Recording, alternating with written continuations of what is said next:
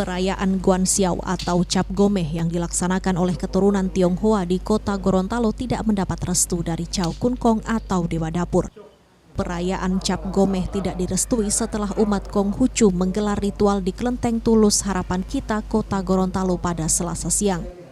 Ritual meminta restu perayaan Cap Gomeh dipimpin langsung oleh salah satu pengurus kelenteng, Hengki Komoli, dengan menjatuhkan 2 batu poapu ke lantai.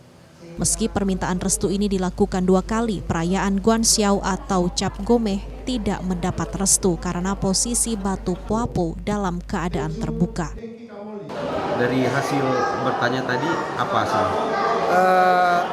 Prosesi Guanxiao di TITD Tenokyong Gorontalo tahun 2023 ini tidak mendapat restu untuk dilaksanakan.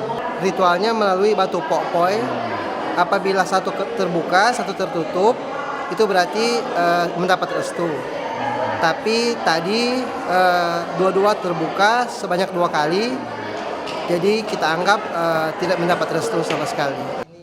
Meski tak ada perayaan Cap Gomeh, etnis Tionghoa tetap akan melaksanakan sembahyang di kelenteng pada Minggu 29 Januari 2023.